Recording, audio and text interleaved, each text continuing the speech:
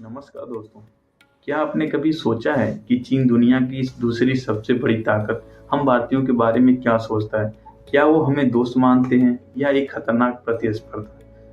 क्या वो हमारी संस्कृति की इज्जत करते हैं या हमें पिछड़ा हुआ समझते हैं? आज के वीडियो में हम जानेंगे कि चीन असल में भारत और भारतीयों के बारे में क्या सोचता है और ये सोच कैसे बनी। भारत और चीन दोनों दुनिया की सबसे पुरानी सभ्यताएं हैं। हजारों साल पहले जब पश्चिमी दुनिया सभी अंधकार युग में थी, तब ये दोनों देश शिक्षा, विज्ञान और दर्शन के केंद्र थे। बौद्ध धर्म जो भारत से निकला वो चीन तक पहुंचा और वहां गहराई से रच बस गया। आज भी चीन के कई लोग गौतम बुद्ध को पवित्र गुरु मानते हैं, लेकिन समय के साथ इन दोनों के रास्ते अलग अलग हो गए। ब्रिटिश राज के बाद भारत लोकतंत्र बना और चीन चला गया साम्यवाद के रास्ते पर। अगर आप किसी आम चीनी नागरिक से पूछें तुम भारत के बारे में क्या सोचते हो, तो जवाब कई तरह के मिलेंगे। कुछ कहेंगे भारत एक दिलचस्प देश है, वहाँ संस्कृति बहुत ही पुरानी है। लेकिन हाँ दोस्तों, कुछ लोग ये भी कहेंगे भारत बहुत भीड़ भाड़ वाला देश है, वहाँ सफाई की कमी है, विकास चीन जितना तेज नहीं है। असल में चीन के आम लोगों के पास भारत के बारे में कुछ ज़्यादा जानकारी नहीं होती, क्योंकि चीन का मीडिया भारत के बारे में ज़्यादा सकारात्मक खबरें नहीं दिखाता। कभी सीमा विवाद, कभी राजनीतिक बयानबाजी, इसलिए जो छवि वहाँ बनती है वो और उन्हें सच्चाई नहीं पता होती। चीन का मीडिया राज्य नियंत्रित होता है, मतलब जो सरकार चाहे वही छपता है, इसलिए वहाँ भारत की छवि अक्सर एक राइवल या प्रतिद्वंदी के रूप में दिखाई जाती है। जब भारत ने चांद पर चंद्रयान 3 उतारा था, तो चीन मीडिया ने सबसे पहले तो खबर छापी, पर साथ ही ये भी कहा भारत ने बजट मिशन किया है, चीन की टेक्नोलॉजी अब भी आगे है, यानी सराहना भी है और इसकी हल्की सी प्रतिस्पर्धा भी। लेकिन कुछ चीनी ब्लॉगर्स और सोशल मीडिया यूजर्स ने उस वक्त कहा भारत ने जो किया वो प्रेरणादायक है, हमें उनसे सीखना चाहिए। यानी वहाँ भी नए पीढ़ी के चीनी लोग भारत को सिर्फ प्रतिस्पर्धा नहीं बल्कि इंस्पिरेशन के रूप में भी देखने लगे हुए हैं। अब बात करते हैं उस चीज की जो भारत चीन संबंधों को सबसे ज्यादा प्रभावित करती है, सीमा विवाद। 1962 का युद्ध उसने दोनों देशों के बीच गहरी दूरी बना दी। आज भी लद्दाख और अरुणाचल प्रदेश के इलाकों को लेकर तनाव बना रहता है कि भारत ने पहले सीमा पर दखल दी, जबकि भारत में कहानी उल्टी पड़ जाती है। यानी दोनों देशों की आने वाली पीढ़ियों के दिमाग में दूसरा देश हमेशा एक शक के साथ जुड़ा होता है और यहीं से शुरू होती है संदेह की सोच।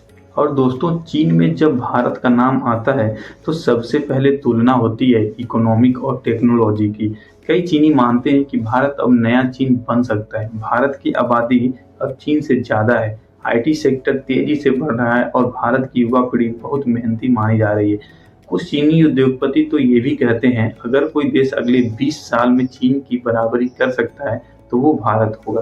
पर वहीं कुछ रूढ़िवादी लोग कहते हैं भारत अभी पीछे है, वहाँ लोकतंत्र है पर व्यवस्था बहुत कमजोर है, इसलिए चीन में भारत को लेकर रिस्पेक्ट भी है और डाउट भी। दोस्तों, आपको जानकर हैरानी होगी कि चीन में बहुत सारे लोग योग करते हैं और उन्हें ये भी पता होता है कि भारत से आया है। कई चीनी शहरों में योगा स्टूडियो है जहां भारतीय गुरु सिखाते हैं।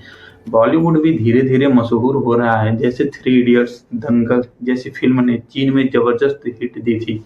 इन फिल्मों में चीनी जनता को दिखाया कि भारतीय समाज में भी जज्बा और संघर्ष है और उसमें उम्मीद है। इन फिल्मों के बाद भारत को लेकर उनकी सोच में सकारात्मक बदलाव आया है। गांधी जी को वहाँ महान शांत व्यक्ति कहा जाता है, मतलब चीन में गांधी का बहुत सम्मान है। नए चीन की पीढ़ी जो इंटरनेट, टिकटॉक और सोशल मीडिया से जुड़ी है, वो भारत को अलग नज़र से देखती है। उनके लिए भारत जुगाड़ और इनोवेशन का देश है। कई चीनी यूट्यूबर्स भारत में ट्रेवल ब्लॉग बनाते हैं जहां वो भारतीयों की मेहमानबाजी और गर्मजोशी की तारीफ करते हैं। एक चीनी ब्लॉगर ने लिखा था भारत में लोग भले ही अमीर न हो पर उनकी आंखों में खुशियां हैं। चीन में पैसा है पर मुस्कुराहट कम है। यानी भारत की सादगी और भावनात्मक जुड़ाव ने कई चीनी युवाओं का दिल जीत लिया है। दोस्तों, सच कहा जाए तो चीन भारत से डरता भी है और सम्मान भी करता है। डर इसलिए क्योंकि अब भारत दुनिया की नई शक्ति बन रहा है। उसका लोकतंत्र, उसकी युवा आबादी और उसका तेजी से बढ़ता टेक्नोलॉजी सेक्टर चीन के लिए चुनौती है। और सम्मान इसलिए क्योंकि भारत की जड़ों में अध्यात्मक है, शांति है और स्वतंत्र सोच है। वो चीजें जो चीन की राजनीति में धीरे धीरे खो गई है। अब सवाल ये है, क्या चीन और भारत कभी दोस्त बन सकते हैं? सच तो ये है कि दुनिया अब बदल रही है। जहां अमेरिका, रूस, जापान जैसी ताकतें नई गठबंधन बना रही है, वहीं एशिया का भविष्य तय होगा। भारत और चीन की सोच से अगर दोनों देश एक दूसरे से डरने के बजाय साथ मिलकर काम करें, तो पूरा एशिया बदल सकता है। क्योंकि जब दो पुरानी सभ्यताएं एक दिशा में चलें, तो दुनिया झुकती नहीं, दुनिया सीखती है।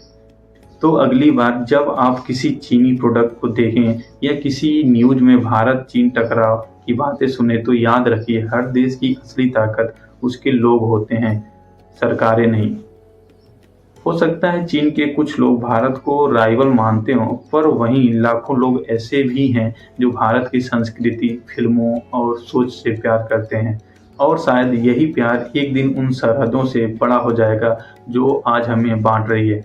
दुनिया की सबसे बड़ी दो सभ्यताएं जब एक दूसरे को समझना शुरू करेंगे, तो शायद एशिया का भविष्य किसी युद्ध से नहीं, बल्कि ज्ञान और शांति से लिखा जाएगा।